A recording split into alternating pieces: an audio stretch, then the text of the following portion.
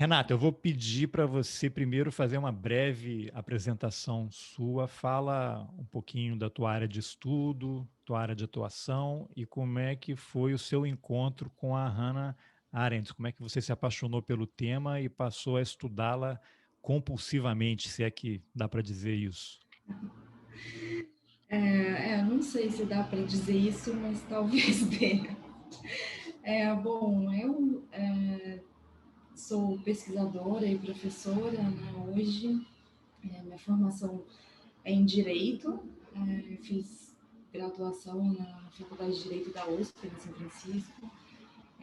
Mestrado e doutorado lá também, em Direito Internacional. Mas sempre trabalhei na fronteira, assim, com filosofia, sociais.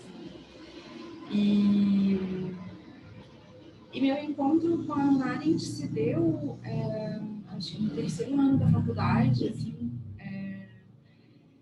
em parte porque, bom, eu sempre gostei das matérias mais teóricas de direito, e o direito internacional, pelo menos da maneira como ele é ensinado no Brasil, é uma área muito aberta, né, muito interdisciplinar, tanto que dialoga com outros ramos do direito, né, muita teoria e a filosofia do direito, mas também outras áreas das ciências sociais, né, como a antropologia, sociologia, a ciência política, enfim. Então, é uma área mais interdisciplinar. Eu acho que meu interesse pela área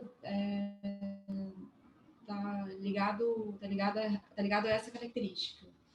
Eu comecei a ler a Arendt ainda na graduação, num grupo de estudos que era coordenado pela professora Cláudia Perrone Moisés, e depois prossegui na pós, né, fazendo matérias em outras unidades da USP, e fiquei um tempo, assim, a Hannah Arendt, ela informou muito a minha visão, né, das coisas e a minha relação com a filosofia e tudo. E teve, assim, durante alguns anos eu me afastei muito dela, muito dos textos, né? E fui ler outras coisas, assim, fui estudar grego antigo, coisas desse tipo. Caramba. E aí tem um tempo. E nos últimos anos eu me reaproximei, voltei a lê-la de uma maneira mais detida, embora eu seja sempre diletante, assim. E você tem um podcast, né? O Via Marginal, com uma Sim. colega sua. Também vocês fazem transmissões, né? Fazem lives aí. E depois o material ele é disponibilizado em podcast. Fala um pouquinho também desse projeto aí, que eu vou deixar o link depois no final para as pessoas Ah, conhecerem, que é legal. super importante. Legal, obrigada. Hoje eu sou professora do programa de Relações Internacionais da UFPA, né, e pesquisadora no SEBRAP. E tenho com a Ludmila Franca-Lipka, que é uma amiga, um projeto chamado Via Marginal. A gente faz transmissões, normalmente quinzenais, pelo YouTube. A gente tem um podcast, né, que a gente alimenta de maneira com áudio das transmissões, mas também com material diferente, só para o podcast, e um blog, a gente tem um Substack, que eu circulo Ó. alguns textos, coisas que não são mais ensaios, né? Assim, coisas que eu não publicaria, eu não tenho necessariamente a pretensão de transformar em artigo acadêmico, para experimentar a liberdade, né? Acho que Uhum. no trato das formas e tudo. Ah, legal. Então depois a gente pode deixar o link também aí, se você achar legal, a gente coloca para o pessoal Sim, achar. sim, Então vou vamos adorar. entrar aqui agora nesse tema que virou uma expressão muito comum e eu, lógico, eu comecei a ouvir e é meio impossível não estabelecer um paralelo com o que acontece hoje no Brasil, que é aquele livro da Hannah Arendt, que é o Eichmann em Jerusalém, um relato sobre a banalidade do mal. E todo mundo começa a falar, né? A banalidade do mal, Bolsonaro é um genocida, temos um genocídio em andamento, outras pessoas usam a expressão morticínio também, aí começa a estabelecer um debate sobre isso, mas eu acho que é importante a gente começar pelo começo. Eu queria que você, de forma breve, dissesse o que é a banalidade do mal? O que a gente, pessoas leigas, podem entender por essa expressão e como ela se aplicaria àquele momento em que a Arendt escreveu o livro, né? Se você puder contextualizar também o que foi o livro, né? Que originalmente era uma reportagem que ela escreveu para New York, acompanhando um julgamento. E o que acontece no Brasil hoje, né? Que paralelos a gente pode estabelecer entre esses dois momentos? Nossa, tem um mundo aí, né? Tem. Bom, o, a, o Eichmann em Jerusalém, livro da Hannah Arendt, foi elaborado a partir da, como você disse, da cobertura que ela fez do julgamento do Eichmann, do Adolf Eichmann, para New Yorker, né, uma revista americana. Ela não tinha, assim, eu não sei se vale a pena contar a história do Eichmann, mas Vale, claro, claro. ele a gente está falando de um julgamento por crimes internacionais, né? Então, o Eichmann, ele foi um funcionário do governo alemão, do governo nazista, e ele era encarregado ali na organização, né? Bom, ele foi funcionário da SS, depois se qualificou, apareceu como um especialista em questões judaicas ali na estrutura, na burocracia alemã. Foi participante da Conferência de Wannsee em 42, se não me falha a memória, em que o extermínio de judeus se tornou uma política de Estado. Ou seja, a gente está falando da, da adoção de uma política de Estado criminosa. Né?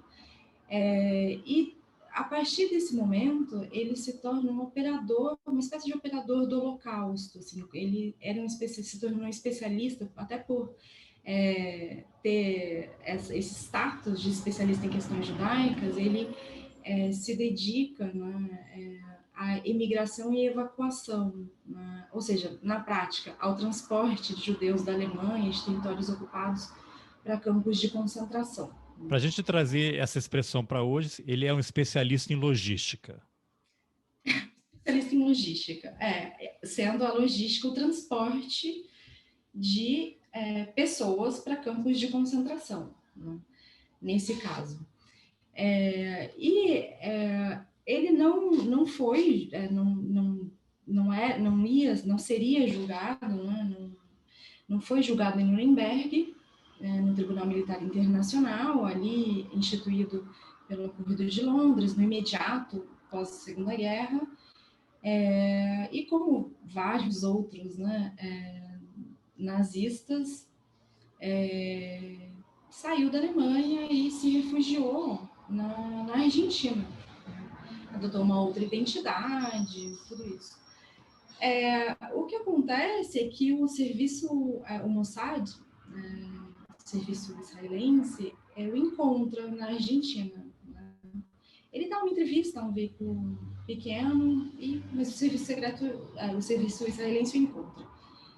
E aí o Eichmann é sequestrado, né, da Argentina, levado com escala para Israel para ser julgado. Então, ele aparece em Israel depois de ser sequestrado. Tem aí uma controvérsia jurídica, né? Porque, claro, que é uma violação da soberania argentina, é uma violação do direito internacional. As coisas se resolveram, assim, com um pedido de desculpas do Estado de Israel à Argentina, e o julgamento começa, né? Assim, e o julgamento tem características muito peculiares. A Arendt, quando Nuremberg acontece, ela ela estava nos Estados Unidos, era ainda recém-chegada, e ela não cobre o julgamento ali em Nuremberg, né, dos grandes criminosos, dos grandes criminosos nazistas que eram ali a alta cúpula, né? Eram 22, foram 22 julgados, se não me engano. E ela, até por não ter acompanhado os julgamentos em Nuremberg, se dispõe a cobrir o julgamento pela New Yorker e vai para Israel. E ela faz relatos ali, enfim, como correspondente, e depois organiza, e claro, alimenta, né, desdobra suas análises e tudo, para a publicação do livro. Acho que vale ressaltar, talvez, que quando ela faz esse material, ela já era uma pensadora, né, reconhecida Sim, internacionalmente, né? consagrada. Ela já tem o espaço dela já está conquistado, né? A gente está falando aí dos anos 60, né? Início dos anos 60. Entre 60 e 63, ou seja, o período desde o sequestro do Eichmann até a publicação do livro. Então, a primeira metade dos anos 60, ela era uma pensadora consagrada, já tinha publicado seus 2 livros ao lado do Eichmann mais conhecidos, né, As Origens do Totalitarismo e A Condição Humana. As origens são de 49/51, porque foi editado de formas diferentes, e A Condição Humana é de 58. Então, a gente está falando já de uma pensadora consagrada, né? E é por isso que ela vai fazer a cobertura, e é curioso porque tem gente que recupera, não, eu encontrei a Hannah Arendt, então ela já era uma pensadora conhecida nesse período.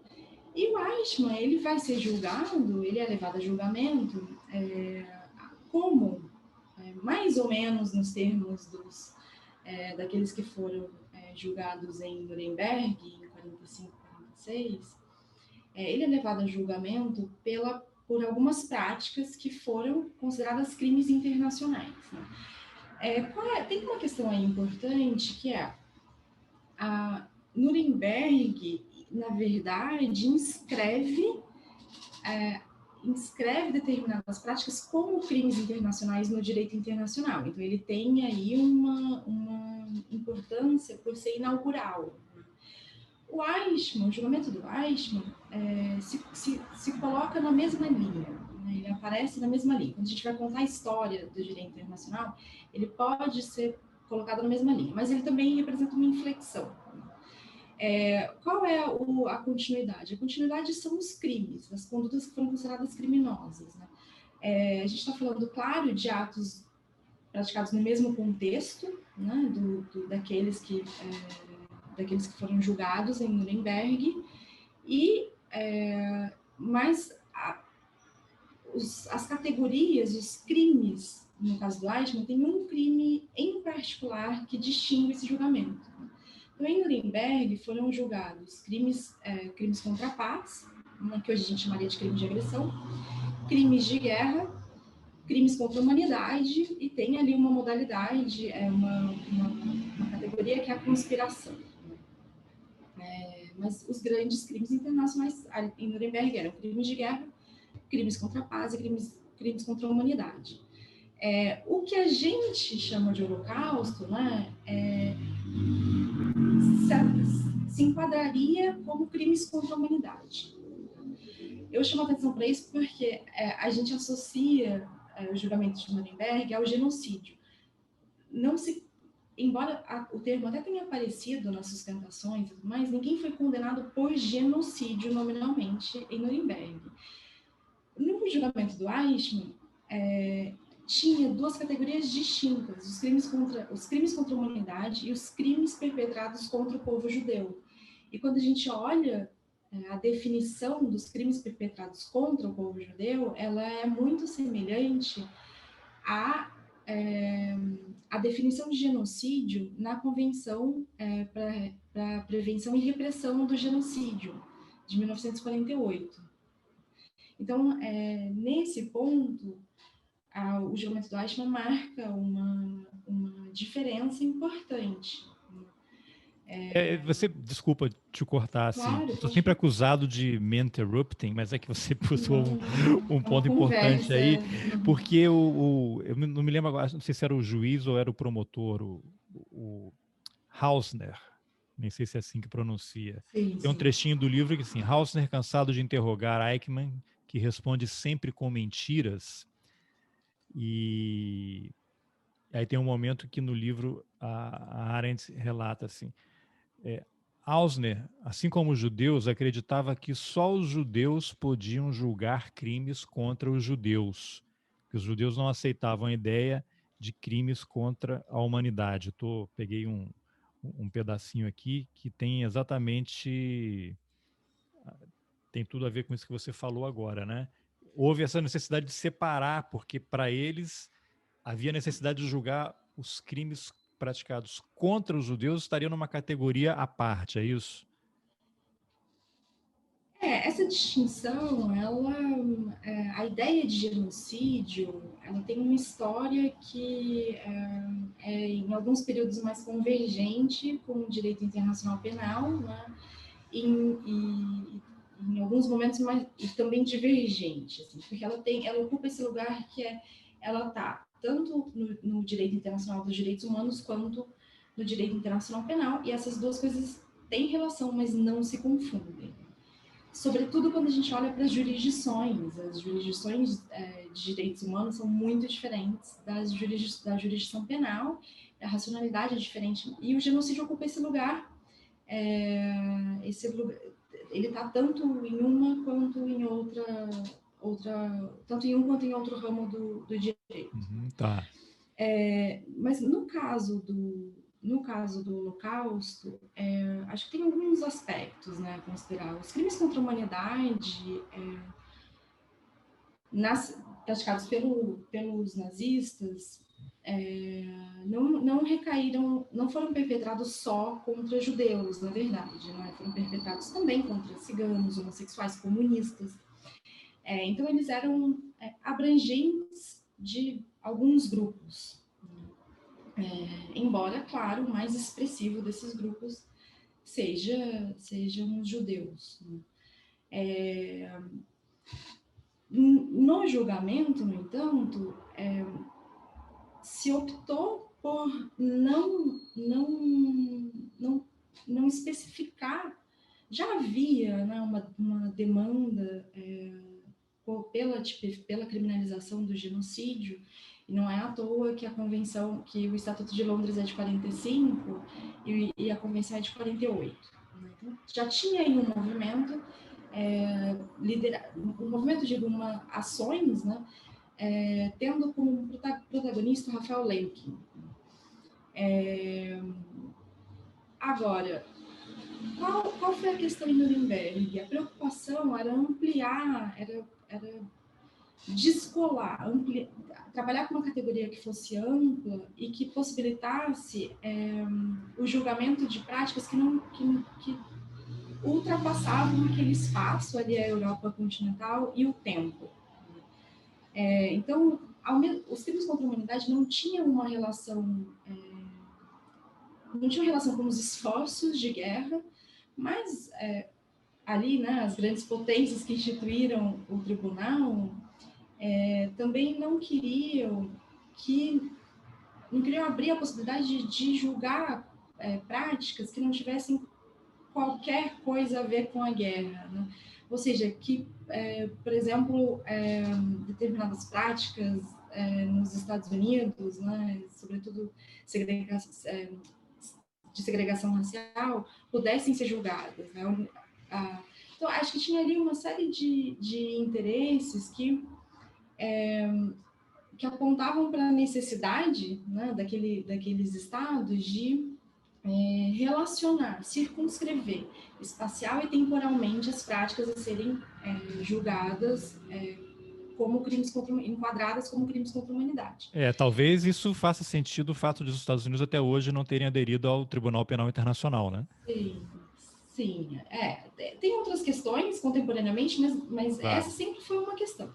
E o genocídio, a ideia, a maneira como ele aparece, a proposta aparece, justamente para enquadrar práticas que acontecessem em tempos de paz também.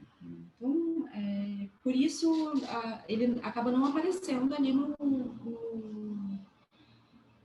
no início dos anos 40, 45, 46.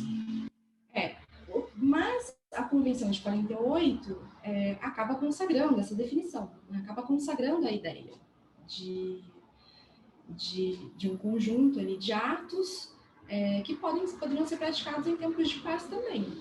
Então, quando a gente vai para os anos 60, essa ideia já estava inscrita. A ideia estava inscrita. O que não tinha acontecido ainda era um julgamento como o Eichmann, como o do Eichmann. Então, acho que, em parte, esse é um elemento a considerar. A Arendt, no entanto, sempre foi crítica dessa figura, né? Assim, ela defendia, ou ela trabalhava, preferia a ideia de crimes contra a humanidade. Isso, em parte, pela maneira como ela pensa a pluralidade. Ela, por um lado, entendia que quando se é atacado como judeu, é necessário se defender como judeu. Quando se é atacado, os termos em que ela entende, para ela, os termos em que a gente deve se defender são os termos em que a gente é atacado. Então, se um grupo social é demarcado e atacado por ser um grupo social, ele deve se defender como grupo social. Ele teria uma dinâmica própria ali, né? Ela entende, como eu diria, até andei discutindo isso esses dias, ela entende que os termos, assim, que as identidades, elas importam quando elas são um fator de desigualdade. Sim, o fato da pessoa ser judia foi determinante para ela ser exterminada, né? Então, temos que categorizar e circunscrever, como você bem disse, nessa situação. Sim.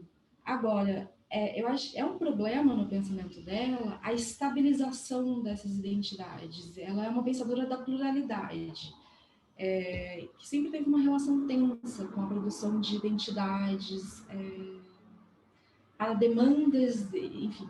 Então, acho que a relação dela com o feminismo, por exemplo, passa por aí.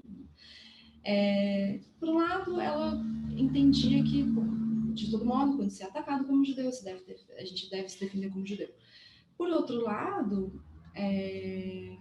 ela, sendo uma pensadora da pluralidade, entendia que o que se ofende, o que se viola, o que é violentado quando se ataca um grupo, seja judeu, cigano, homossexual, comunista, ou seja, um grupo formado pela opinião, pela etnia, pelo que quer que seja, pela orientação sexual, é a pluralidade que é violada.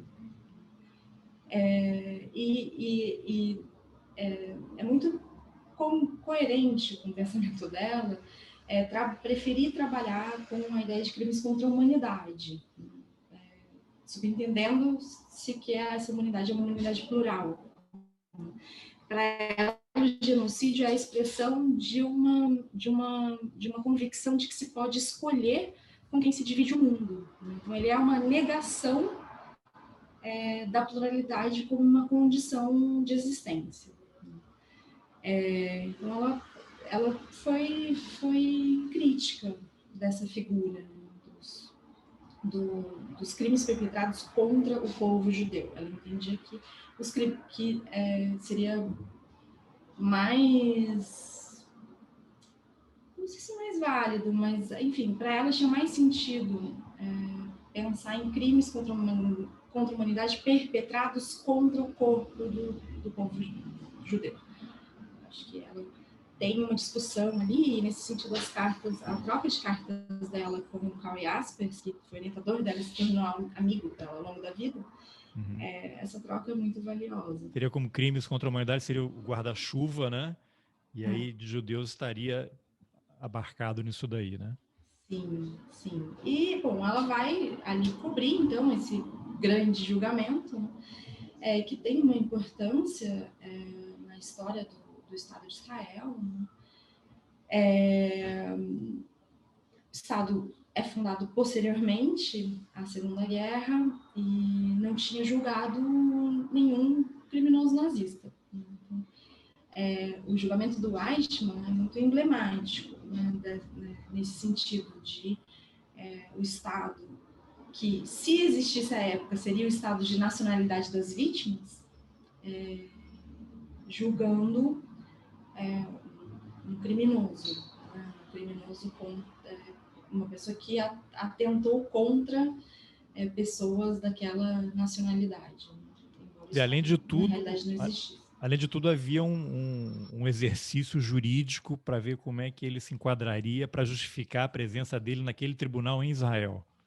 A jurisdição a jurisdição do Estado de Israel ou seja, a competência do Estado para julgar o Eichmann foi uma questão jurídica, né? Porque o Estado ele só passou a existir depois da época das práticas e depois do fim da guerra, depois dos próprios julgamentos em Nuremberg. Então, essa foi uma questão. Mas, analiticamente, o julgamento é importante, porque Israel seria o Estado de nacionalidade das vítimas e não tinha julgado nenhum criminoso nazista. Então, o Eichmann é esse grande julgamento. Aí ela vai para lá, é interessante, eu me lembro sempre do filme, né? Tem um filme sobre esse julgamento que é muito interessante, mas no livro aqui, que aí eu não sei se já seria o ponto que você pudesse entrar na questão da banalidade do mal, mas a Arendt descreve o Adolf Eichmann na cabine de vidro, né? E aí ela escreve: ele tem uma altura média, é magro, de meia idade, quase calvo, dentes tortos, olhos míopes. Quer dizer, com isso ela já estabelece quem é essa figura que foi capaz de atos tão terríveis e que durante todo o tempo se justifica dizendo que apenas cumpria ordens, que ele estava envolvido naquele ambiente, né? Depois tem outros trechos que eu separei aqui para a gente poder falar, quando ele justifica por que ele aderiu ao nazismo, né? Que me lembra muita justificativa atual, e ele fala: aconteceu rápido e repentinamente, não tinha tempo e nem vontade de me informar adequadamente. Ele jamais leu o programa do partido, nunca leu o livro Minha Luta, né, do Hitler, e mais tarde ele disse que não conhecia o programa de Hitler, mas que isso não importava, pois ele sabia o motivo pelo qual ele estava se filiando, né? E, inclusive, quando tem aquela questão do conselho de extermínio, acho que naquela conferência que você mencionou, ele fala que nunca houve um conselho de extermínio, mas os que se juntaram para planejar os passos necessários para levar a cabo uma ordem dada por Hitler, né? Eles sabiam o motivo pelos quais eles estavam lá, né? Não sei se isso daria um gancho com essa pequena descrição de quem era o Eichmann, né? Aquela figura que ela transformou numa pessoa medíocre, tanto fisicamente, e o relato mostra que o próprio Eichmann, ele era um cara sem nenhum brilho, né? Ele não conseguiu terminar a escola secundária, não se formou na escola vocacional e era um mentiroso contumaz, se a gente traz a palavra para a expressão original, que é o mitômano, né? Uma pessoa que mente compulsivamente o tempo todo e nos remete a um mito, né, que está hoje no Brasil. Não sei. O que você pode amarrar dessa confusão toda que eu fiz aí? Não, eu acho perfeito. Eu acho que a gente descreveu, né, um pouco assim, os atos, dando uma ideia da magnitude e da particularidade, né, dessa construção. E a Arendt vai, então, cobrindo o julgamento, por todas essas razões, ela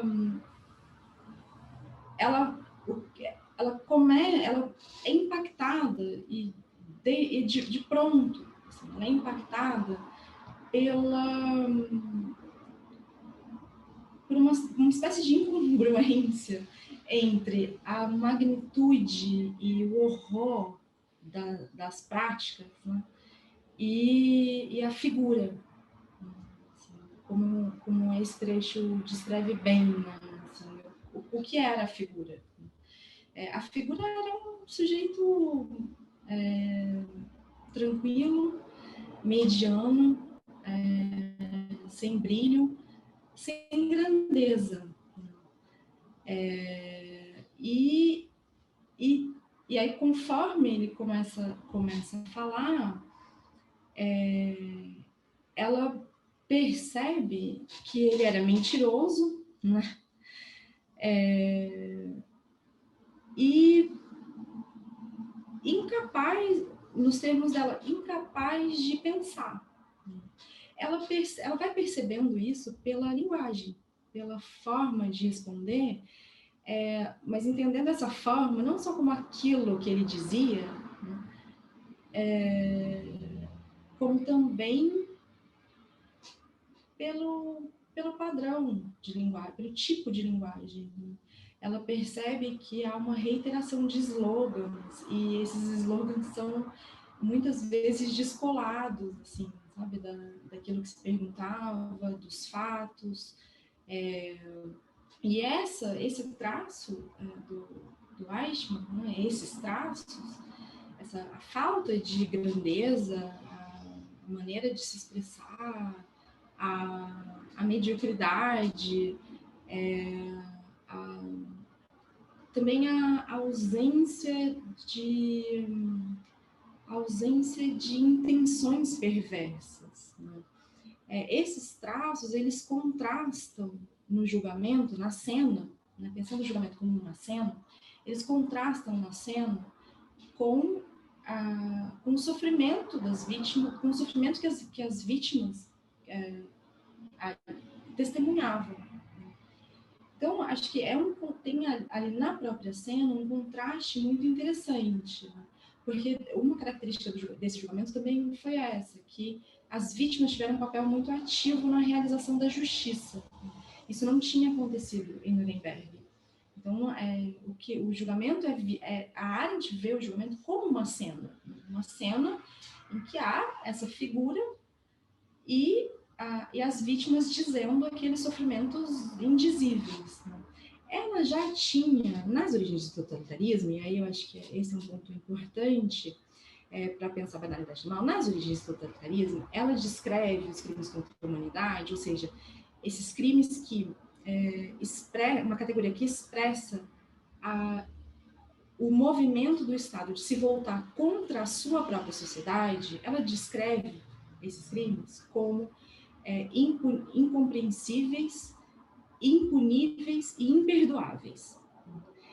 E uma manifestação de um mal radical, que é uma ideia do Kant, que ela inscreve ali nas origens do totalitarismo. Então, crimes incompreensíveis, impuníveis e imperdoáveis. Quando ela se depara com Eichmann e começa a observar aquela cena para relatar para uma revista o julgamento, ela não vê a radicalidade do mal. Ela, no sentido mais fiel à própria etimologia da palavra radical, né? Que é aquele mal enraizado. Aí você menciona o Kant. Alma. Você mencionou o Kant, salvo engano, no livro, ela relata que o Eichmann, ele era leitor do Kant, né? E tentava justificar e usar os argumentos em própria defesa. Então, ela percebe em toda a retórica do Eichmann, né, na forma dele falar e naquilo que ele falava, o contrário daquilo que ela tinha, assim, o contrário da ideia de que o mal está enraizado. O mal tem a ideia de que o mal tem raízes na alma humana, e de que ele é sempre causado por uma perversão, pela intenção de fazer mal.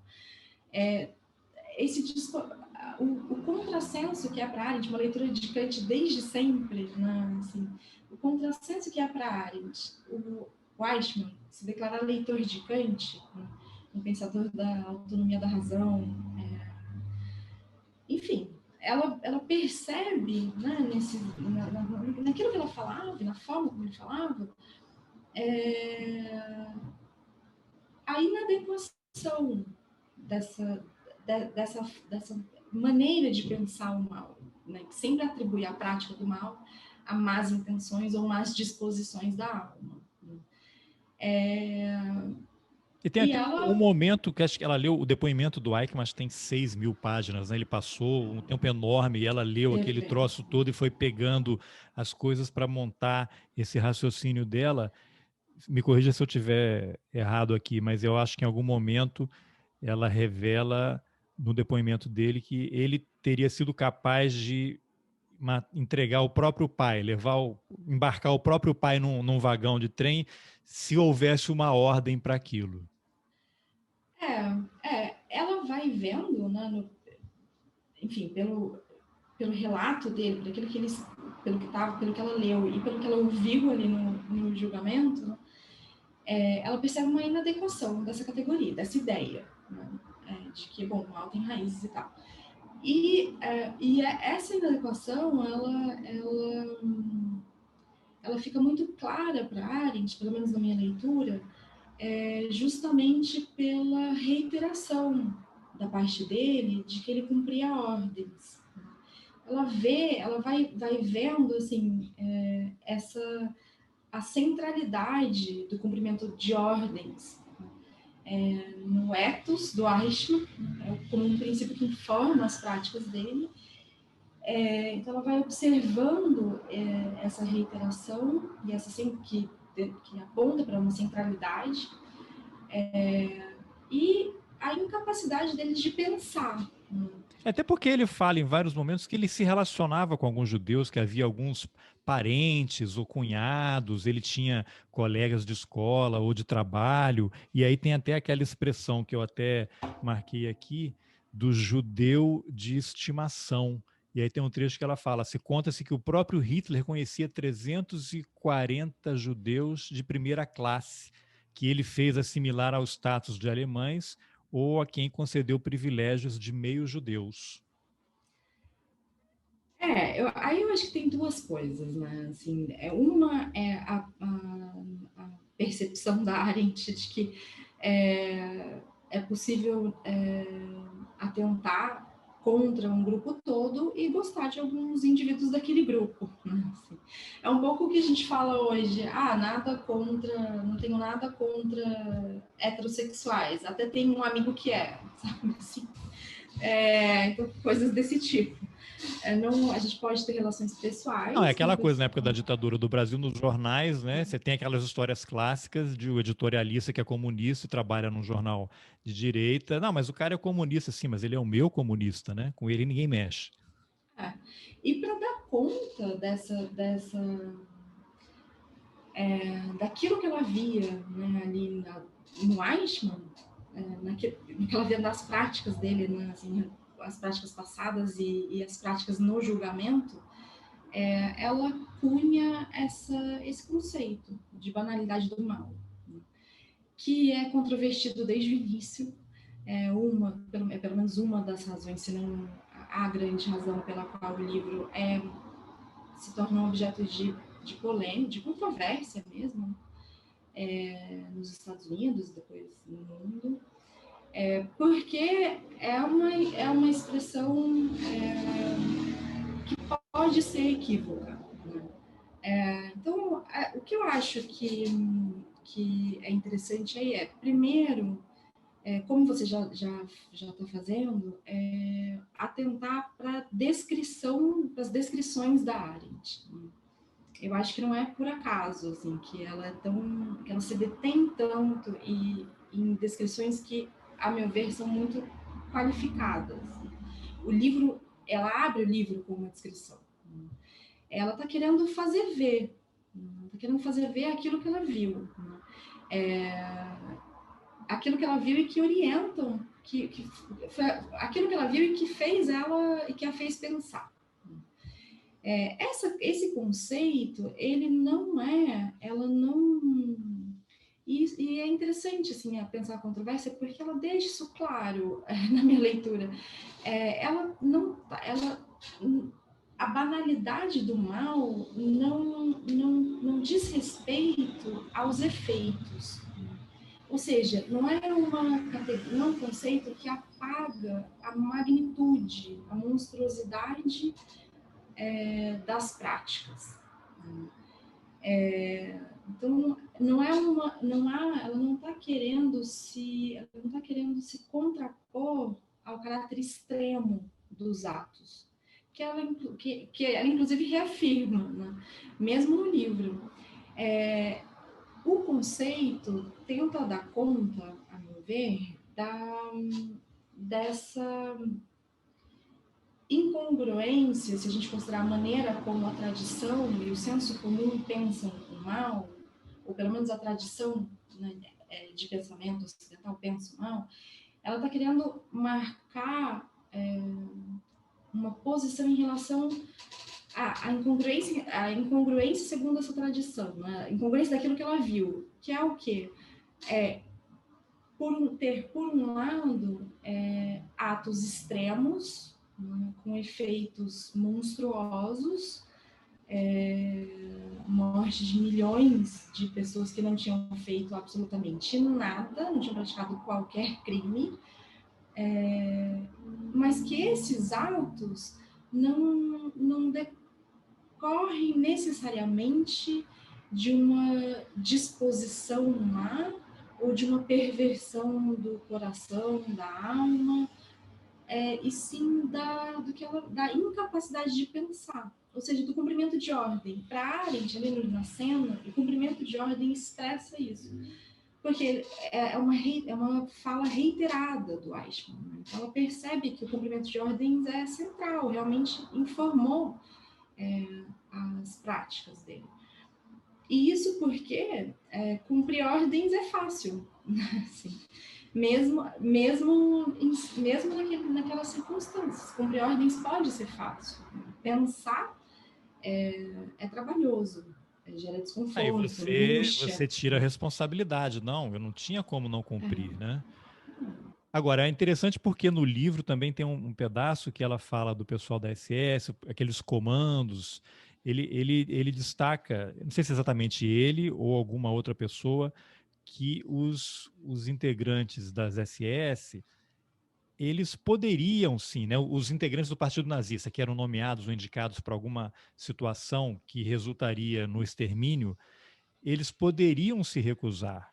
Não existe nenhum relato de que alguém teria sido condenado à morte ou preso porque se recusou a cumprir determinada missão ou realizar determinado ato. Então, mesmo nesse longo depoimento dele de 6.000 páginas, acho que foi mais de um ano, né, de que ele ficou prestando depoimento antes do julgamento, havia essas informações. Não existe relato em nenhum lugar, nenhum arquivo dos nazistas que haja punição ou sentença de prisão ou morte para alguém que tenha se recusado a participar de extermínio. Ou seja, sempre existe uma possibilidade, né? O livro é muito controverso por conta dessa categoria, né, desse conceito de banalidade do mal. E a Arendt vai se dedicar a pensá-la, a pensar o pensar. Porque, bom, basicamente ela passou a falar em banalidade porque ela viu essa incapacidade, os efeitos monstruosos, o perigo da incapacidade de pensar.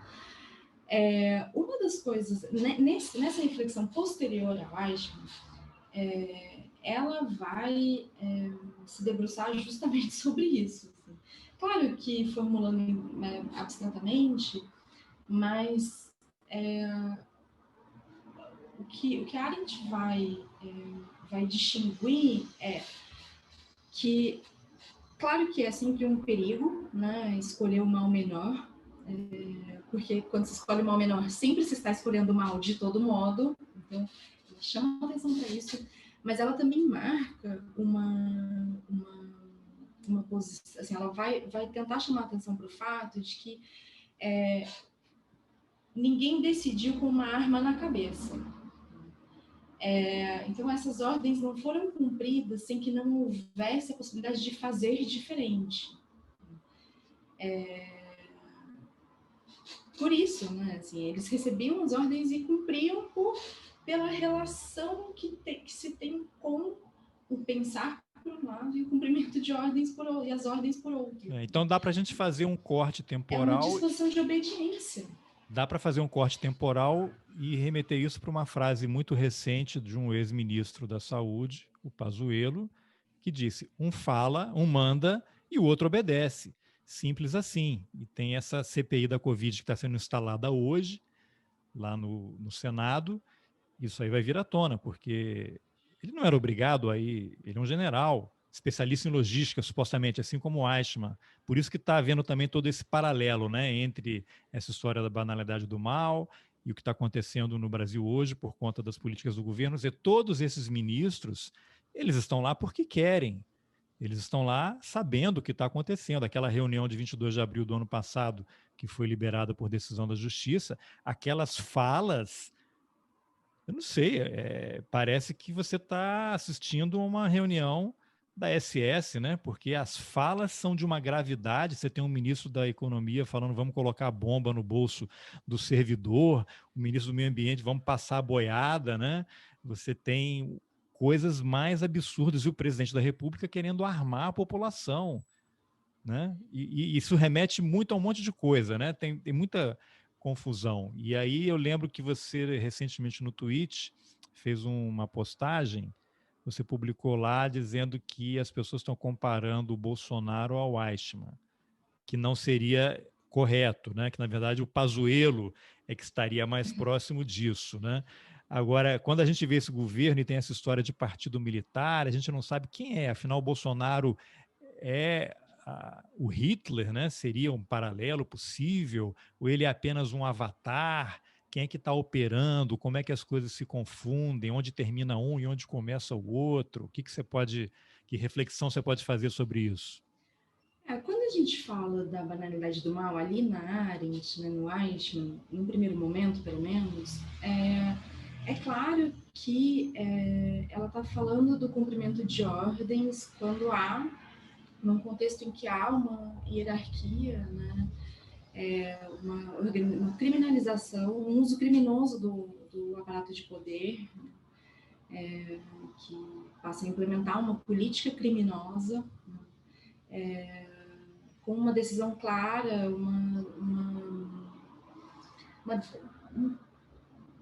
há um desenho claro de uma política, né, intencional. A intencionalidade ali é clara, a política a ser implementada é clara, ela é enunciada, ela ganha materialidade nos próprios campos de concentração e tal.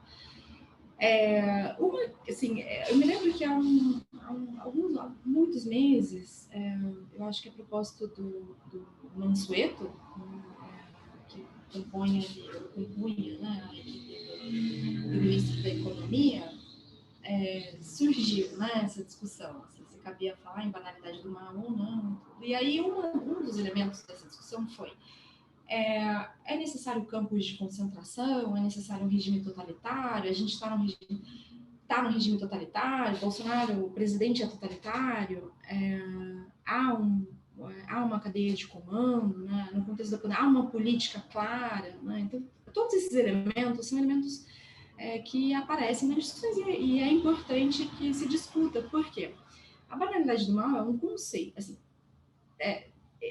a rigor um conceito, né? Então, para ser útil, ela não pode dar conta de si, não dá para aplicá-la a tudo, né? Ela não vai ajudar a pensar tudo. Por outro lado, é claro que a banalidade do mal, como um conceito, não está presa unicamente àquele contexto só quando há um tamanho organização, quando há campos de concentração, ou um governo totalitário, que se pode falar em banalidade do mal. Tudo depende daquilo que a gente considera central na ideia. Eu hoje, tendo a ler a reflexão da Arendt como da seguinte forma: o que, a meu ver, ela está tentando iluminar, fazer ver como esse conceito é uma relação com o pensamento. Ou mais especificamente, uma incapacidade de pensar que se expressa ou que aparece nos usos da linguagem, em atos. Então, ela não está na cabeça de ninguém. Então, não diz respeito a intenções. O contrário, como a gente vem conversando. Diz respeito à incapacidade de pensar e seus efeitos, alguns dos seus efeitos. Ou diz respeito, mais especificamente, ao mal que se faz sem querer e sem pensar. Para quem fala português, a gente fala isso, né? Assim, a gente fala, eu fiz sem querer, quando a gente quer se desculpar de um mal que a gente fez. Né? A gente usa essa expressão. É da língua, dos nossos usos no Brasil. E é desse mal, só que um mal, não esse mal que a gente desculpa facilmente, sim um mal com efeitos extremos. É o meio sem querer, querendo, né? Ou sem querer mesmo, mas sem querer e sem não querer, sabe? É que o sem querer também pode se confundir com omissão, né? E aí quando você omite deliberadamente, você está provocando um dano enorme. Exato. Então, qual é a questão aí, mesmo para a Arendt, né? Eu entendo que, em alguns contextos, como foi aquele, e como eu acho que é o nosso, em alguns contextos, é importante não querer. É importante não querer fazer o mal. E não querer fazer o mal em determinados contextos requer parar para pensar. Né? Ou seja, não se deixar levar. E é justamente porque é muito mais fácil, em determinados contextos, se deixar levar e nem querer, nem não querer, que a gente vai dizer que o mal não é radical, ele nunca é radical no sentido de se enraizar. Que o mal, ele se espalha, ela fala isso numa carta ao Gershom Scholem. O mal se espalha como um fungo pela superfície, justamente porque não tem raízes. Fala, só o bem tem raízes. Por quê? Ter raízes, ter dimensão de ter raiz é ter dimensão de profundidade. Ter dimensão de profundidade requer o pensamento. Então, a banalidade do mal diz respeito a isso, a meu ver, lendo a Arendt. Né? E sendo assim, eu entendo que sim, ela se aplica ao nosso contexto. É claro, não se aplica a tudo, não se aplica a todos os atores, mas se aplica a alguns e se aplica ao nosso contexto. A questão é como aplicá-la. Né? Eu me pego pensando com frequência. Assim, quando eu ouço o presidente falar, eu acho que a descrição que a Arendt faz do Eichmann, no uso que o Eichmann fazia da linguagem, nas formas, né, na forma da língua, uso de slogans, tudo isso, quando eu ouço o presidente falando, eu ouço uma pessoa que não tem capacidade de pensar. Você pensa no Eichmann. A minha questão é que eu tenho dificuldade e vejo também um sujeito medíocre, sem brilho. Ele não tem grandeza nem para perversão. Mas eu acho que ele tem disposições, perversas, assim. Então, eu tenho... Já por isso não me parece adequado o uso, assim, porque aquilo que a banalidade do mal desloca é justamente essa centralidade que a tradição conferia à disposição para o mal, à intencionalidade do mal. E eu acho que no caso do presidente há intencionalidade. Mas seria uma coisa relacionada ao cargo que ele ocupa? Porque imagina, lógico, tudo é especulação, vamos fazer um exercício aqui. Se o Eichmann fosse o Führer, estivesse no lugar do Hitler... Esse é um outro elemento que dificulta a aplicação. O presidente, ele tem poder, ele dá ordem. Ele é o topo da cadeia de comando, se a gente quiser. Embora eu também tenha uma relação, eu veja tenha nuances aí, assim, eu tenho a impressão de que ele também cumpre ordens, mas enfim. Porque aí eu queria só ler um formalmente trechinho. ele dá ordens. Então, aí eu queria ler um outro elemento distintivo. Um trechinho do livro que a Ana é espetacular, está mais para o final do livro, que ela diz o seguinte: o Eichmann acreditava no sucesso, que era o padrão principal da boa sociedade. Isso está incrustado na nossa sociedade ocidental, o sucesso, os valores, dinheiro, né, o cidadão de bem. E aí tem uma frase dele sobre o Hitler, né, que ela reproduz ali. Não sei se é exatamente com essas palavras, né, mas que o Eichmann acreditava no sucesso, que era o padrão principal daquela boa sociedade, e sobre o Hitler ele disse: ele pode ter estado errado do começo ao fim, mas uma coisa está acima de qualquer dúvida. Esse homem conseguiu abrir seu caminho de cabo lanceiro do exército alemão até Führer, de um povo de quase 80 milhões. Bastava o seu sucesso para me provar que eu devia me subordinar a esse homem. E depois ela, lá na frente, diz que o Eichmann ficou com a consciência tranquila quando ele percebeu que a sociedade à sua volta dizia e pensava o mesmo. Você troca os nomes, é o Brasil, né? Sim, como é que se valida? Na forma pela eleição, claro, mas como é que se valida? Como é que o presidente chega a ser, nunca tendo feito nada grandioso, nada nem perto, né, de ser digno Acho que o seu nome. microfone está meio escondido aí. Oi, Melhorou? Então, como é que chega a ser, né? Como é que ele se valida? Como é que... Tudo bem, pelas eleições, mas, bom, ele foi eleito. Como chega a ser? Assim, eu tenho a impressão de que, quando a gente fala em banalidade do mal, assim, se a gente quiser personificar, né, ou ilustrar, eu, eu continuo com a impressão de que o conceito é mais adequado a figuras como o ex-ministro Pazuello, o atual ministro da Economia, alguns dos seus secretários.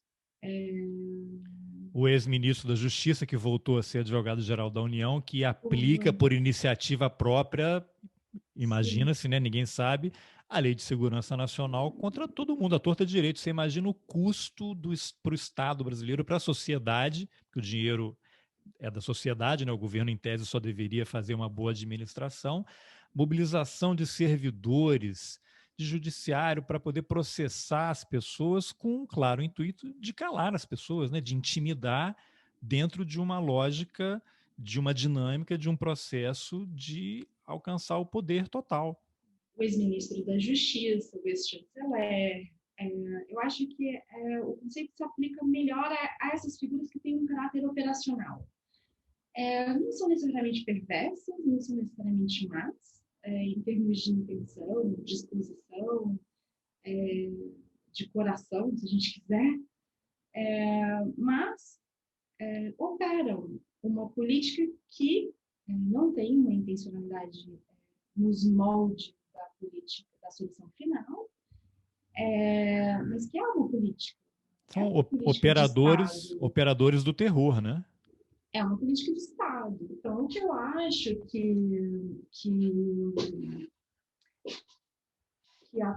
é importante, torna esse uso adequado, é que são figuras que operam uma política. E aí, a questão, no caso do Brasil, é que as coisas não são claramente formalizadas de uma maneira evidente, né? Isso, eu acho que dificulta a percepção de que há uma totalidade, ou seja, de que há uma política, né? De que há uma... O que me remete a um trecho que eu falei no começo, que está no livro, que é a Arendt diz: nunca houve um conselho de extermínio, mas os que se juntaram para planejar os passos necessários para levar uma ordem dada por Hitler sabiam o que estavam fazendo, né? Ninguém vai escrever, vamos matar e não sei o quê. Não precisa, né? E o próprio Eichmann diz, eu sabia, eu nunca li o programa do partido, Eu nunca li os PowerPoints do programa de governo do PSL que levou o presidente Bolsonaro ao cargo dele, né? Não precisa ler aquilo para saber o que ele representa, porque a história de vida dele fala por si só. Você pega todas as frases que ele disse ao longo da vida, e aí eu imagino assim, tudo bem, você tem um ódio ao PT, a corrupção do PT, aquela coisa e tal, mas corrupção você consegue combater, uma coisa muito objetiva ali, né? Lógico, desde que haja um processo justo, né? Um julgamento correto, que as pessoas tenham Claro. direito à defesa, não basta pedir escusas se vazar coisas ilegais e tal.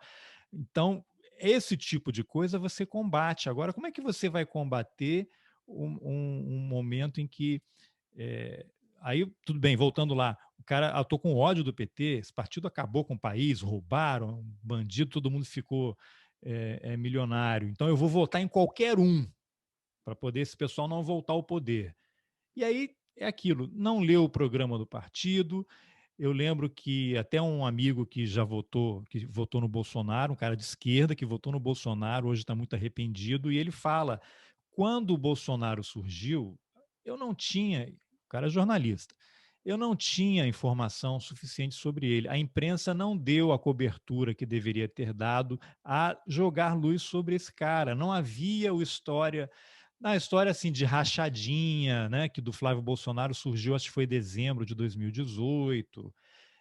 Não havia essa história de rachadinha no gabinete deles e ligação com milícia. E aí aquilo, né? As pessoas podem usar esses argumentos para se defender. Mas quando você pega, é um argumento que cai rapidamente, né? Porque se você pega, o cara defende tortura. O livro de cabeceira dele é o livro do Ustra. O cara fala contra a mulher, contra a homossexual, ele fala contra cotista, ele fala contra negro, ele fala contra índio. Não é possível que um ódio a qualquer outro partido por corrupção justifique isso. E se você tem isso naquele momento, e você tem agora, 2 anos e meio depois do início do governo, uma pessoa que ainda apoia e usa um argumento, mas é melhor do que o outro. Peraí, meu caro, então você vou me levantar dessa mesa, porque eu não vou ser mais um a integrar, para usar essa referência recorrente aí da piada dos que tem assim, 10 pessoas, chegam nazistas, se ninguém se levanta, tem 11 nazistas, né? Então não dá, não dá. Isso aí mostra, assim como aconteceu com o nazismo, esse bolsonarismo, aí eu queria ouvir a tua opinião, um dos objetivos é esse, isso que está acontecendo no Brasil, destruiu as famílias, rasgou o tecido social, as pessoas já não se falam, porque eu não consigo, eu não tenho elevação espiritual para entender uma pessoa que ainda apoia esse cara. Ah, eu, aí eu não consigo nem não me. Enfim, eu acho que o antipluralismo do presidente, atual presidente, sempre foi claro. Né? O que. E ele se expressou de muitas maneiras, né? Assim, seja em relação a. Seja na relação dele com diversas minorias, todas as minorias, né? Seja não na relação pessoal, na maneira como na forma como ele pensa na sociedade e o lugar desses grupos na vida social. E também é antipluralista na relação com ideias. Não tem uma disposição, ele não reconhece como válidas ideias que sejam diferentes das dele, né? Ele opera criminalizando toda diferença. Ele é um antipluralista, para mim, muito claramente. Eu acho que isso sempre esteve dado. Né?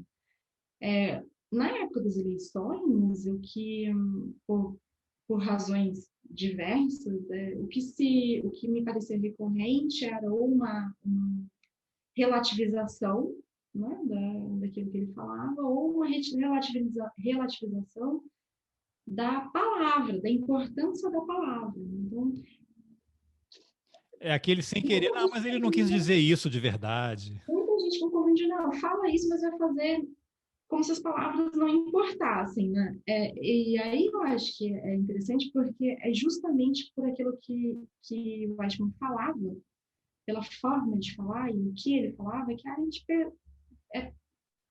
constrói esse conceito de banalidade do mal. Porque a maneira como a gente usa, né, aquilo que a gente fala mostra, né? Ninguém conhece as intenções, as disposições, os pensamentos. A gente só vê aquilo que aparece. Mas E as não tem palavras aparecem. uma coisa de, não sei se é de psicanálise e tal, que é o seguinte, ou ciência política, acredite quando uma pessoa diz o que ela é. Porque a natureza humana é se proteger. Eu não vou revelar que eu sou mentiroso, que eu sou ladrão, que eu sou qualquer outra coisa, porque eu não quero ser julgado, eu não quero me expor. Mas se uma pessoa diz que ela é racista, que ela é homofóbica, que tem que matar e que o ídolo é o torturador, acredite, porque essa pessoa, eu lembro que eu fiz uma vez, fui renovar a carteira de motorista, e o professor falou sobre aqueles questionários, assim como você viaja para os Estados Unidos, você tem um questionário, pretende participar de ato terrorista, não sei o que e tal, e o professor estava falando lá, você bebe, usa drogas e não sei o que, ele fala, isso daí é porque as pessoas acham engraçado, mas isso tem um objetivo, porque ninguém é da natureza do ser humano dizer que não faz essas coisas porque você quer ter acesso, você não quer ser julgado, não quer ser punido. Então, se você tem um questionário desse, uma pessoa marca sim, cara, essa pessoa não está normal, vamos dar uma olhada aqui, vamos levantar uma bandeira e olhar. Eu acho que isso se aplica exatamente ao Bolsonaro. E o que ele faz? Ele se cerca de um negro, o Hélio Negão, coloca um negro lá na Fundação Palmares, vai para a reunião da ONU com uma índia, né? Tem uma mulher evangélica como ministra, e aí as pessoas, não, mas olha só, a ministra da mulher é uma mulher evangélica. Você tem um índio lá na ONU defendendo o governo, você tem um negro na Fundação Palmares. A minha impressão é de que uma das dificuldades da ascensão, da aparição do bolsonarismo, da forma como ele opera, mesmo que ele não seja orgânico, né, acho que há essa discussão, é que ele não, ele opera pela relativização, né? Tudo é sempre relativizado. Tá, isso entra na banalidade do mal. Começa a ser normal, ele fala todo dia tanto e as pessoas vão recebendo isso. Sim, porque como a gente conversava no início, né, uma das elaborações da Arendt relacionadas aos crimes contra a humanidade, e isso aparece no livro, no final do livro, é que eles são crimes que se praticam, são crimes que que se praticam num contexto em que o antipluralismo tem um lugar central. O que eu estou querendo dizer? Os crimes contra a humanidade para Arendt, eles são crimes praticados quando se supõe ter o direito de determinar com quem se vai dividir o mundo e produzir esse mundo. E esse mundo é um mundo marcado pela não pluralidade, porque a questão é, a gente não escolhe com quem a gente divide o mundo. Esse é um dado da nossa condição. A gente nasce num mundo que existe, que já existe. Enquanto a gente está vivo, outras pessoas ingressam no mundo e a gente escolhe as pessoas das quais a gente se cerca.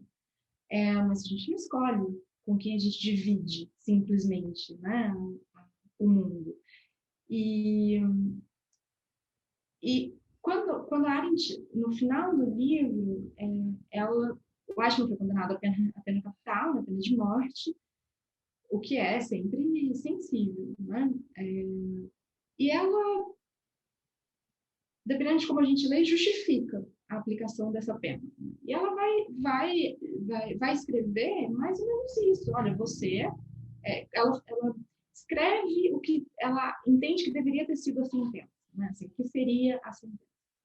E aí ela, no final, afirma: você acreditou e agiu para que, como se você pudesse escolher com quem você ia dividir o mundo. E agora o mundo escolhe não ser dividido com você. Então, e a Arendt chega na condição humana isso já aparece, né? Em que a pluralidade é um tema central. Bom, a pluralidade é uma lei da Terra, e no Eichmann mais claramente. A pluralidade é uma lei da Terra, ela é dada, ela é parte da nossa condição. E o antipluralismo do presidente sempre me pareceu muito claro. Agora, a pandemia, assim, quando a gente olha para a pandemia, e aí eu acho que a pesquisa da professora Deise Ventura, com colegas, né, que é muito importante, porque ela dá, acho que ela possibilita ver que se trata de uma política. Ela mostra um conjunto de práticas, um conjunto de atos. E isso torna as coisas mais claras. Né? No caso da pandemia, o que eu acho que é importante e intelectualmente interessante é fazer esse esforço, né? Assim, por pensar a banalidade do mal num contexto que é muito diferente, né? Mas em que há uma política criminosa. Né? Eu, pessoalmente, não entendo que não há genocídio nos termos do Tribunal Penal Internacional. Eu acho que o melhor enquadramento é crimes contra a humanidade, pelo menos o que tornaria uma comunicação, por exemplo, mais plausível, mas pode ser que, se for julgado internamente, porque não há uma definição só de genocídio, não há uma definição só de crimes contra a humanidade. Né? Agora, quando se fala em TPI, acho que não é genocídio.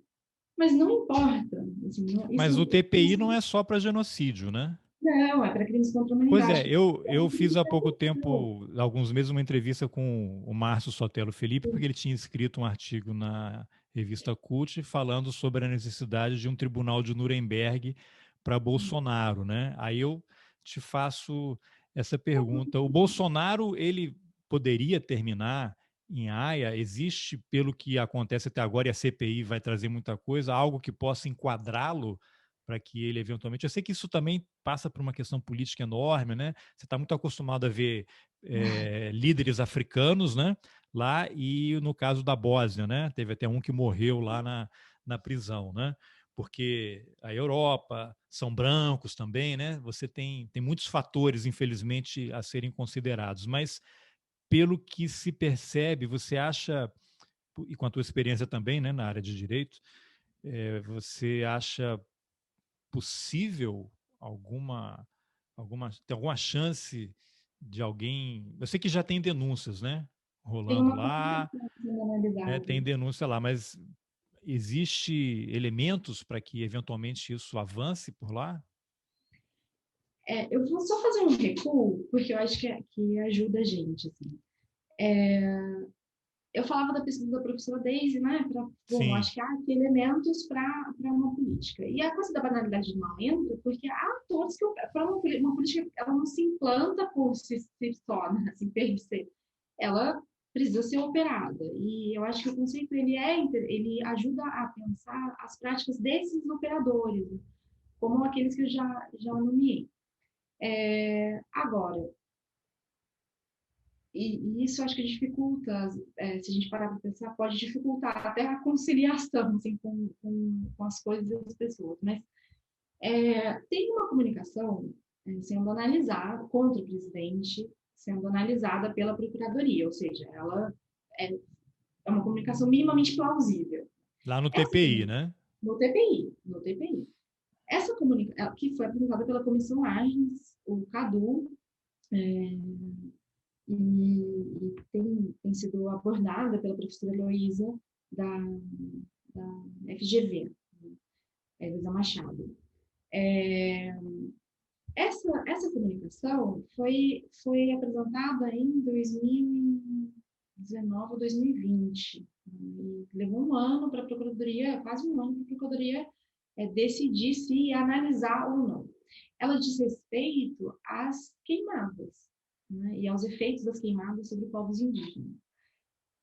A gente está falando de atos anteriores à pandemia. Né? Por que eu chamo atenção para isso? Porque a pandemia, eu acho que uma das formas de olhar para a pandemia há há um grupo e uma figura que personifica algumas práticas e ideais desse grupo e que também molda, né, ali as coisas. E a possibilidade da prática de crimes contra a humanidade, a comunicação é uma comunicação por crimes contra a humanidade, risco de genocídio, essa possibilidade sempre esteve posta. E é por isso que há uma outra comunicação lá que não diz respeito em nada à pandemia. A pandemia, uma das maneiras de olhar para ela é que ela ofereceu uma oportunidade de implementar uma política que sempre se percebeu a relação desse grupo e a disposição das pessoas em aceitar isso, a relação desse grupo com a Constituição, com a sociedade, ela é eu acho que o bolsonarismo vê o Brasil pelo avesso. Eles são anticonstitucionalistas. Eles Não, são a pandemia foi uma oportunidade para aquilo que o Ricardo Salles falou de passar a boiada. Eu acho que é uma coisa inédita no Brasil. Você tem um superintendente da Polícia Federal que faz uma notícia-crime contra o ministro do Meio Ambiente. Eu acho isso inédito. Tomara que isso aí seja levado e incluído nesse processo no TPI. inédito e preocupante, né? Porque se a gente pega, em que tipo de estado a polícia é tão central? Em que tipo de governo a polícia é tão central? Seja no imaginário, seja nas práticas, mesmo que seja nesse caso, bom, menos mal, tudo bem, mas que tipo de institucionalidade é essa? A pandemia, nessa linha, Aí, desculpa, Renata, porque você levanta a bola toda hora aqui e aí você me joga para o livro. Eu tinha separado outro trecho, porque eu ia entrar nisso em algum momento. E quando começa a Segunda Guerra Mundial, o Himmler assina um decreto fundindo a SS, o Serviço de Segurança, com a Polícia Regular do Estado, que no Brasil seria como fundir o Exército com as polícias militares, como o governo tentou há pouco tempo, tirando poderes dos governadores, criando uma força, né? A Polícia Militar passaria a ser uma outra força, os coronéis, que são os cargos máximos das polícias militares, seriam generais, controlada pelo Bolsonaro. E lá na Alemanha, e um dia os policiais civis foram incorporados à seção mais radical da hierarquia nazista. É isso que ele estava tentando fazer e vai continuar tentando se ninguém barrá-lo, né? eu não estou falando a gente não vive num governo totalitário, não estou falando isso num Mas ele país. está tentando, ele está tentando. Não é disso que se trata. Mas eu acho que são elementos que merecem atenção. Assim, acho que são elementos que merecem atenção. Sim, porque as coisas estão acontecendo, né? Sim, sim. A gente tem 1 ano e meio de governo ainda, pelo menos, né? Se nada acontecer. Né? Então, acho que são elementos que merecem atenção. A pandemia, acho que uma forma de olhar para ela é que ela representou uma oportunidade, né? Assim, para que uma percepção da política, da relação entre cidade e Estado, da política, fosse implementada. O problema é que essa percepção sempre se orientou pela criminalização, do ponto de vista do direito internacional mesmo. Então, acho que a possibilidade de prática de crimes contra a humanidade sempre esteve posta. E é por isso que é importante, não acho que, eu acho que é importante ter essas coisas muito claras. Agora, com a pandemia, é claro que, porque a gente tem, ontem, eu acho que a gente tinha quase 392 mil mortos, né? Em decorrência de atos e ações do governo federal, né? Do presidente, de alguns dos seus ministros, secretários de alguns ministros, que atuaram de formas diversas. Né? Eu acho é sempre difícil que uma comunicação chegue a ser analisada pela Procuradoria do Tribunal Penal Internacional. é ainda mais difícil que um caso chegue a ser, enfim, que a Procuradoria opte por investigar, que um caso chegue a ser, que a denúncia chegue a ser apresentada, que ela chegue a se instaurar o caso, todo o processamento é lento, a investigação é difícil, e no final pode haver absolvição, né? Então, acho que tudo isso tem que ser muito claro. Mas eu acho que é possível construir uma comunicação sólida por práticas de crimes contra a humanidade, mesmo sendo difícil. Não, assim, o enquadramento pode não ser necessariamente perfeito, mas é possível construir uma tese, uma boa tese jurídica para esses casos, pelo menos na minha opinião, né, claro. E o TPI não é a única jurisdição, né? O Tribunal Penal Internacional é uma jurisdição complementar. A Justiça Nacional continua existindo. Eu sei que a gente tem uma relação de descrença, né, no judiciário, acho que ela se justifica em geral, especialmente em casos como esse, porque a gente não apurou a responsabilidade pelas práticas da ditadura militar no Brasil. Eu acho que isso joga uma descrença enorme e justificada sobre o judiciário, mas o contexto é muito diferente. Eu acho que a gente não deve perder nada disso de vista. E é possível instaurar uma jurisdição para julgar os crimes relacionados com a pandemia, uma jurisdição ad hoc, né?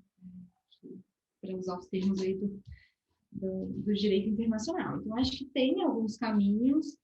O que, no entanto, eu acho que é central nesse momento, e aí eu acho que tem muita gente fazendo esforço nesse sentido, pelo menos o que pode, né, é tornar claro para a sociedade que se trata de uma política criminosa, que o presidente e alguns de seus ministros promovem uma virada do Estado contra a sociedade. Eu acho que isso é muito importante ficar claro, que há responsabilidade individual por determinados atos. Mesmo que esses atos não se enquadrem perfeitamente, não venham a ser julgados no TPI, isso não significa que eles não sejam criminosos. Não significa que não há uma política criminosa. Há uma política criminosa sendo implantada no Brasil há mais de um ano. Isso eu acho que é muito importante ficar claro. Por quê? Porque uma parcela importante da população entende que a pandemia é mal conduzida, mas não responsabiliza o presidente individualmente pelas mortes. Eu acho que é muito importante a gente se dar o trabalho de convencer, de fazer o convencimento.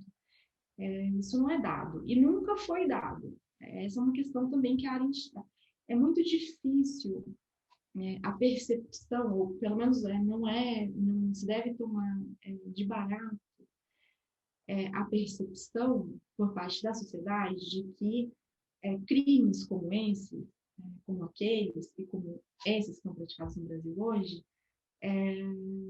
vão ser que a população, que a sociedade vai atribuir responsabilidade individual por crimes como esse. Isso não deve ser tomado de barato. Por quê? Porque a própria administração é parte da prática. Aí eu queria que você comentasse o seguinte. Pode terminar a frase. Distancia. A Arendt vai falar, a propósito do Eichmann, que a responsabilidade é tanto maior quanto mais distante se está de quem puxou o gatilho. Isso coloca uma dificuldade de percepção. Então, eu acho que também eu me pego pensando muito nisso, porque, claro, que às vezes eu pelo menos como eu entendo que há uma política criminosa, como não é evidente, sabe? E aí eu sempre lembro, eu falo, bom, não é evidente hoje e não necessariamente foi evidente antes, porque passa pelo aparato. Porque isso remete àquela coisa, uma frase muito comum que alguns gostam de usar, o problema não é a decisão, o problema é o guarda da esquina. Mas como? É lógico que é, porque há uma cadeia de comando. Esse guarda da esquina, ele apertou o gatilho porque houve um gatilho anterior lá atrás que liberou, olha, é isso mesmo.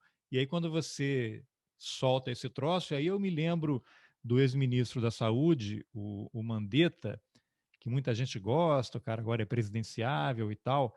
Eu acho que quando ele aceitou fazer parte de um governo cujo presidente, no plenário da Câmara, elogiou um torturador, isso fala muito sobre ele, né?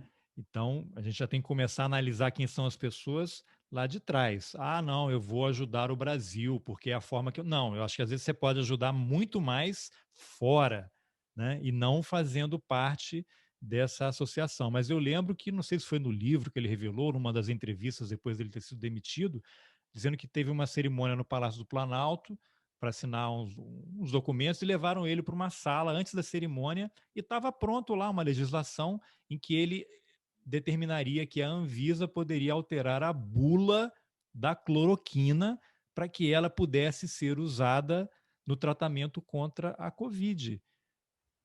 E, cara, o Mandetta, eu não sou advogado, não entendo nada de lei, mas o que eu sei é qualquer cidadão pode dar voz de prisão a outra pessoa que estiver cometendo um crime. E aí você chama a polícia, faz alguma coisa. Se o cara está lá, ele é ministro de Estado, ele é levado para uma sala no Palácio do Planalto para assinar um documento que vai alterar uma bula por um decreto para poder usar o remédio que o presidente acha que vai salvar vidas, né? Que já se está provado aí que não tem o efeito que ele imagina. Ele já deveria ter tomado uma decisão lá, né? Daria meia volta e já pede demissão e denuncia isso, mas não, porque tem projetos políticos, tem outras coisas todas. E aí eu vou te pedir para comentar sobre isso. Tem duas frases que estão no livro da Arendt. O Eichmann sempre teve o cuidado de estar coberto por ordens. E para ele, uma lei era uma lei. Não havia exceções. Ainda bem que o Mandetta não fez isso. Mas depois ele foi substituído por um cara que fez tudo isso, né? Por um cara que uma lei era uma lei e não havia exceções.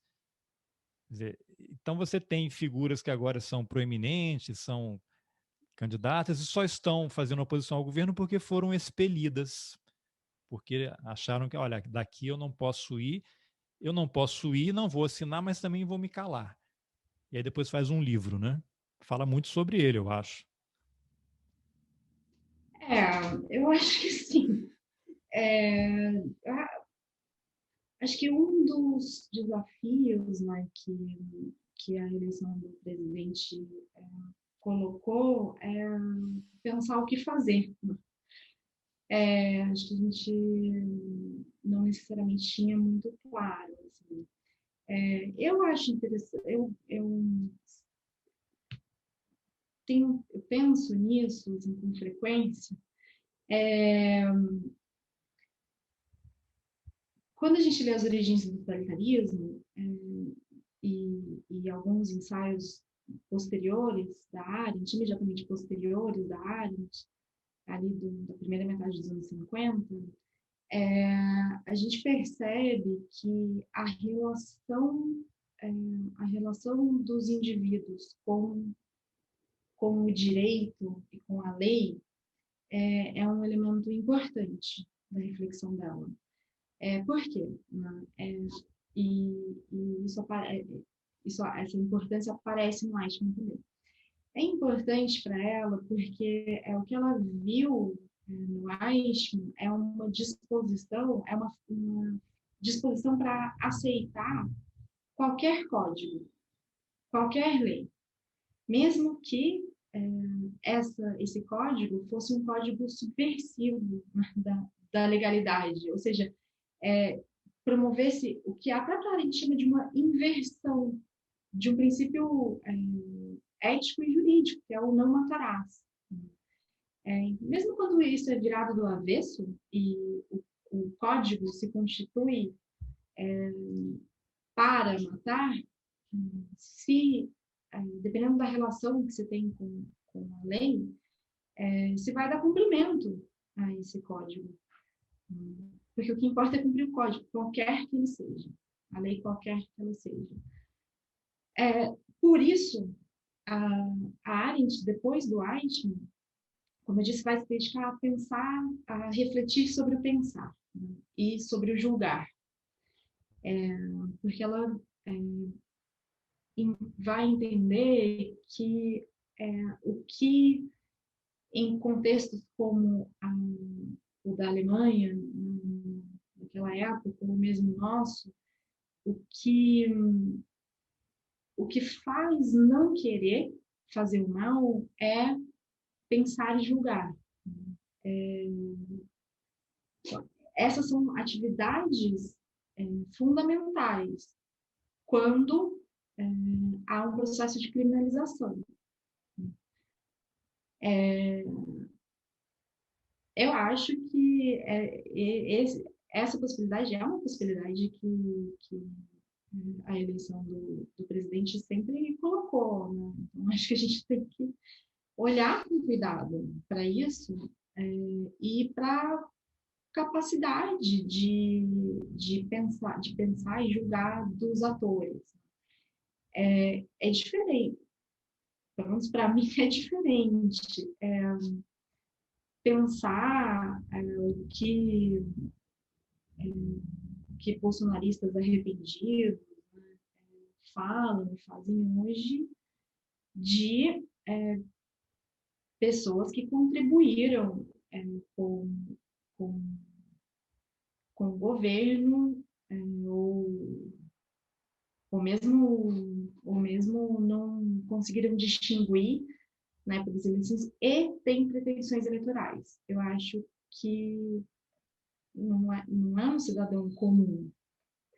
E, portanto, são pessoas que devem ter mais juízo, né? Devem demonstrar mais juízo.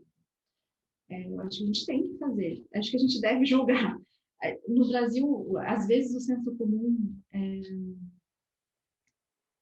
o senso comum é sempre ambivalente, né? A minha relação com o senso comum é sempre ambivalente. Nesse caso, é uma das expressões correntes, né? Assim, dizer, não, a gente, por influência do cristianismo, a gente não deve julgar. Não, a gente deve julgar. A lição arendtiana talvez seja essa, a gente deve julgar. E no caso de atores que têm pretensões políticas, com certeza a gente deve julgar. Né? O que Mais quiser. ainda, mais ainda. Mais ainda, sim. Governo anticonstitucional, logo anti-sociedade, anti-brasileiro. Enfim, acho que isso tem que, eu pelo menos, estou sempre tendo a ser severa com, com esse grupo. Assim, acho que é muito. O que está acontecendo no Brasil é criminoso, não dá para chamar de outro nome, pelo contrário, acho que, pelo menos da minha parte, os esforços estão por evidenciar o caráter criminoso do que está acontecendo, do que se faz. Né? Assim, agora, tem esse desafio, né, de, em condições muito adversas, a gente mesmo, né, parar para pensar, assim. E esse é um outro problema, né? A Arendt, quando pensou o pensar, ela também pensou as condições do pensar, né? Assim, ler a condição humana e os escritos posteriores da Arendt, acho que fazem ver esse esforço dela. A gente vive em sociedades em que a condição do pensamento, as condições de possibilidade do pensamento são muito prejudicadas. Isso já na época dela. Hoje em dia, acho que muito mais, porque, enfim, a nossa relação com o celular, o lugar do celular no tempo da nossa vida, o nosso tipo de interação, né, em mídias sociais, acho que tem uma série de fatores que dificultavam muito difícil, né, a atividade de pensar. Parar para pensar, se deter, se demorar. Imagina se a Arendt fosse viciada em Twitter, né? Não teria a obra dela, né? Pois é, né? Ela, quando pensa sobre as condições do pensar, ela fala, né, assim, a importância da privacidade, do recolhimento, né, de se privar um pouco do mundo. Né? Essa é uma das coisas interessantes da condição humana. Assim, ela pensa a privacidade, ela pensa aspectos não privativos da privacidade. O privar-se do mundo não é sempre uma privação. Né? Recolher-se do mundo não é sempre uma privação. Esse recolhimento tem um aspecto não privativo, que é o pensamento. O pensamento é uma outra forma de convivência, né? Porque pensar pelo menos para Arendt, conversar consigo mesmo, mas não só consigo mesmo, né? A gente representa outros para a gente em pensamento. A gente imagina o que essas pessoas falariam para a gente. Então, tem Sim, as famosas atividade. vozes, né, na nossa cabeça. É. Há uma pluralidade, né, que a gente produz, mas a gente produz pela forma como o mundo nos afeta também. Então, essa atividade é central, né? E as condições dela são muito prejudicadas. Né? Então, acho que tem um desafio. Assim, né? Não quero ser, não quero ser indulgente com, com o que me parece uma normalização, né, em curso no Brasil, mas também eu acho que talvez valha a pena considerar as dificuldades reais, né? Para que enfim, a situação coloca. Né? E até para a gente, eu acho que conseguir vislumbrar possibilidades de interações mais qualificadas, assim, conversas melhores, trocas melhores, né? É. Que inspirem, instiguem o pensamento. Né? E Enfim, Renata, enfim, a gente podia conversar aqui dias e fazer um curso, né? Sobre isso. Eu queria já deixar um convite para a gente falar depois sobre outras coisas da Arendt, mas eu queria terminar aqui pedindo uma reflexão sua sobre duas coisas que é a última coisa do livro, né? Um é acho que o último parágrafo e um está na última página. São duas frases dela. O livro termina assim, falando sobre o julgamento do Ashman. Esse é só um exemplo entre muitos para demonstrar a inadequação do sistema legal dominante e dos conceitos jurídicos em uso para lidar com os feitos de massacres administrativos organizados pelo aparelho do Estado. Eu achei isso aqui atualíssimo, mas como eu não entendo de direito, vou deixar para você comentar e fechando com a última frase do livro e a questão da culpa ou inocência individuais, o ato de aplicar a justiça tanto ao acusado quanto à vítima, são as únicas coisas que estão em jogo numa corte criminal. Vai que é sua. tem muita coisa aí. Né? Vou começar pela última. A Arendt, nos anos, o livro é de 63, e o julgamento aconteceu entre 60 e 61. A gente está falando de um momento anterior ao que a gente conhece como justiça de transição. Tinha tido Nuremberg, tinha tido os julgamentos de Nuremberg, foram momentos e instituições tudo muito circunscrito. Então, a maneira como a gente pensa a transição, justiça transicional hoje, foi forjada mais, né, um pouco mais para frente, assim, dos anos 70 em diante. A gente associa a transição muito mais à Argentina, ao Chile, à África do Sul, do que a Nuremberg, né? Assim, mais nas convenções, inclusive nas convenções acadêmicas. Isso importa porque a, a justiça transicional ela produz uma articulação diferente entre direitos humanos e direito penal. A Arendt aí, ela vai, e ler hoje significa colocá-la um pouco tensionando a construção que se forja dos anos 70 em diante. Por quê? Porque nessa passagem, ela, ao longo do livro, ela insiste na percepção, na ideia de que uma jurisdição penal é um espaço privilegiado do acusado. Não ele é privilegiado no seguinte sentido: as garantias, o processo tem que ser muito preservado para que a justiça seja feita, mesmo no caso do Eichmann ou de quem quer que seja, independentemente dos efeitos, independentemente do sofrimento que esses atos causam,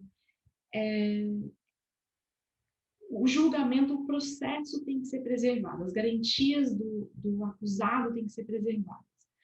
Então, nesse sentido, uma jurisdição penal, para Arendt, é um espaço privilegiado do acusado. É um espaço em que só contam os atos dele. Por que isso, né? Porque os atos são aquilo que a gente vê. Os atos têm uma materialidade. Nem as intenções, nem o sofrimento podem ser tão claramente percebidos. Mudam muito ao longo do tempo. Claro que a interpretação dos atos pode mudar, mas os atos foram praticados. Né? E a Arendt fala assim, não foi a Bélgica que invadiu a Alemanha. Não tem uma dimensão, os atos têm uma objetividade que é construída, mas é uma objetividade. O sofrimento, ele é sempre subjetivo. E ela coloca esses aspectos, né, ali. E isso causa um estranhamento, porque a gente hoje olha para a justiça transicional, para julgamentos de crimes internacionais, como uma realização compartilhada da justiça, compartilhada por quem? Tem, claro, a jurisdição, o acusado e as vítimas. As vítimas são parte muito ativa da realização da justiça nesse tipo de processo. E a Arendt não caminha muito por aí. Eu acho que isso tensiona a nossa construção, mas eventualmente também pode trazer ganhos. Eu acho que é sempre bom ter esse tipo de tensionamento. E isso não significa, como a passagem deixa claro, que a justiça não é feita para as vítimas, mas a justiça ser feita para as vítimas requer, não, ou em que medida requer que a justiça seja feita pelas vítimas. São coisas diferentes. Eu acho que é interessante, até porque não é recorrente ouvir esse tipo de formulação hoje em dia. E a primeira passagem, eu acho que, engraçado, eu reli o livro recentemente e não parei, assim como eu parei agora com você lendo nessa passagem. Ela coloca a dificuldade atual, né, assim, de enquadrar, por exemplo, as práticas do governo brasileiro, não só, mas acho que no caso do governo brasileiro isso é muito claro, né, porque nem o ex-presidente dos Estados Unidos agiu como o presidente brasileiro, né, por exemplo, em relação às vacinas. Eu acho que é uma passagem que dá uma dimensão compartilhada né, no tempo dessa dificuldade de enquadrar, né, as práticas criminosas do ponto de vista do TPI, não, mas enfim, acho que é plausível do TPI, mas de todo modo do direito internacional. É interessante, engraçado não ter parado, assim, porque essa é a grande discussão, por isso que a gente fica pensando, é plausível é plausível que o presidente brasileiro, eventualmente alguns de seus ministros, venham a ser julgados pelo Tribunal Penal Internacional, ou a gente precisa de um tribunal de Nuremberg, ou seja, um tribunal ad hoc para julgá-los, né, para julgar esses atos. Essa dificuldade de imaginar onde e como ele pode vir a ser julgado, decorre do fato de que não há enquadramento necessariamente perfeito, né, da definição dos crimes, por exemplo, no Tribunal Penal Internacional, e daquilo que a gente vê. Né? E a Arendt no fundo, me parece dizer, olha, isso é da ordem das coisas. Mas, o que tem sentido, porque a gente vai pensar a burocracia como uma expressão do que ela chama de ascensão do social. Né? E o papel da burocracia é a administração da vida. Né? Isso talvez possa fazer a gente pensar que a forma de administrar a vida também tem a ver com a forma como se vive. Essa forma muda. Né? Se os crimes internacionais, esse tipo de crimes contra a humanidade, por exemplo, tem uma relação com a burocracia e a burocracia administra as formas de vida e essas formas mudam, é natural que tenda a haver uma inadequação de categorias que afinal são cristalizadas, né, porque o direito requer isso, e a maneira como a burocracia pode ser usada. Por isso que há um movimento por criminalizar a prática, criminalizar internacionalmente a prática de, de determinadas práticas é, que instrumentalizam, enfim, conhecimento, crimes sanitários. Né? Não, essa parte final da frase eu achei assim, é muito chocante, né? Massacres administrativos organizados pelo aparelho do Estado. A Arendt escreveu isso em 62, 63, pouco antes do livro sair, e aí me lembra o quê? Semana passada, o Comitê de Ética do Ministério da Saúde foi lá no Amazonas, porque aquela médica fez nebulização com cloroquina e esse comitê no relatório usou, olha só, comitê do Ministério da Saúde do próprio governo usou a palavra Nuremberg, fez referência a práticas nazistas. Essa médica estava fazendo um experimento com as pessoas, não tem nenhuma pesquisa, nada, uma coisa que você tem que passar por um comitê de ética, vamos ou não fazer essa pesquisa, é quase como uma rede social, né? Twitter, Facebook, que faz um montão de coisa, muda comportamento, faz as pessoas ficarem recebendo dopamina no cérebro toda vez que alguém curte uma postagem sua, mas não tem um comitê de ética. Qual é o impacto disso na vida das pessoas? Né? E você tem uma médica que foi lá. Então é isso. Você tem um presidente oferecendo cloroquina para a EMA, lá no Palácio da Alvorada. Você tem o pessoal do lado de fora chamando ele de mito.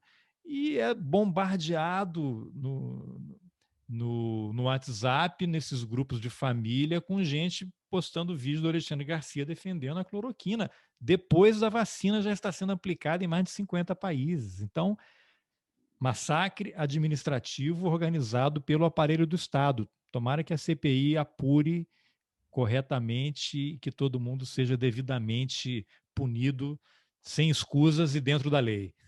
Enfim, isso aparece já nas origens, né?